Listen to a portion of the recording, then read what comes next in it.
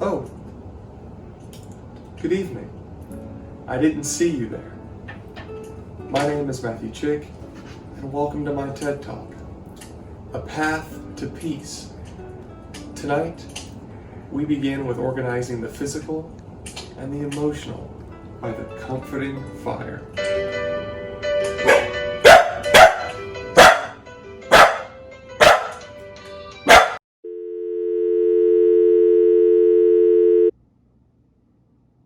And we're back with a path to peace and serenity. Look, this quarantine's been hard on everyone. In March, I really thought it would be easy. And at this point, I feel like these walls are starting to close in. This 600 square foot apartment is starting to feel like a closet to me. And I think one of those reasons is because the line between work and free time has been completely eroded. I'm available for a Zoom call every single day at every hour during the day, and my professors know that. Same for work. So finding time to hang out with my friends or do something that I just need to do to decompress is difficult.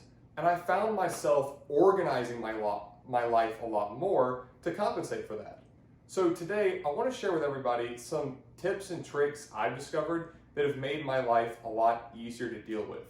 Overall, the theme is plan more, panic less. And I have 3 tips. Number 1, you've got to get your food right. I'm going to go into each of these as we go on here. Number 2, a 2-calendar system. It's incredibly important to plan out your daily tasks and to have a glance calendar. And number 3, choose a way to decompress. Not everybody decompresses in the same way, and you have to find the way that works for you. So let's start with the food. Ramen noodles are great. I've got some over there. They're not going to keep you healthy. It's just not going to happen. I know food's planning is really stressful for a lot of people because you have to think 7 days in advance and sometimes 3 times a day. That's 21 meals over a week. That's a lot of planning. But I promise you, if you take the time to plan out a weekly menu on the weekends, your life's going to change. You'll be eating healthier. You'll be eating cheaper because I know you've been ordering Grubhub, DoorDash, and Uber Eats. I know your bills have gone up because of that, right? You don't need to do that. Cooking at home is cheaper. You can save money by planning out your menu. You're also going to eliminate stress during the week. Let's say you have a really busy day on Wednesday, for example, right? And you just don't have time to cook. You may currently be ordering food in those days, but if you've cooked on Monday or Tuesday, you almost certainly would have leftovers for Wednesday, meaning you wouldn't have to cook that day and save yourself the stress of planning out and executing a dinner every night. You would be amazed at the amount of time you will save if you plan your week's meals out in advance. All right, so number 2 is the 2-calendar system.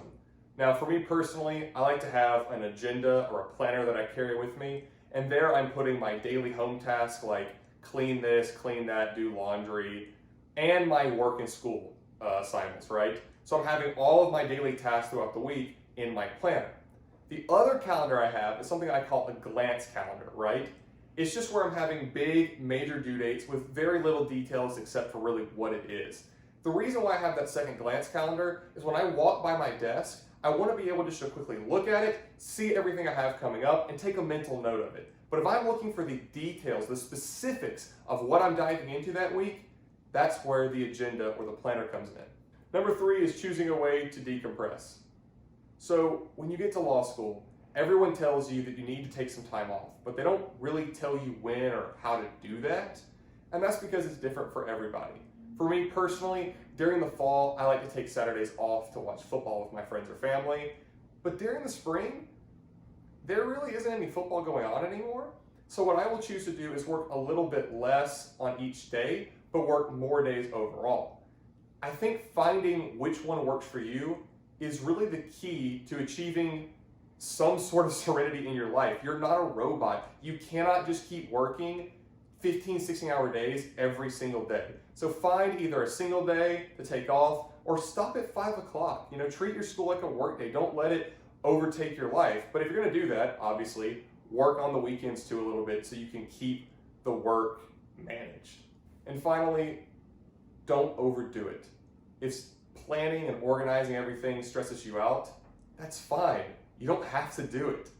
But I think for a lot of people, organizing their lives, planning their lives out, will allow them to keep the physical and emotional managed and in check.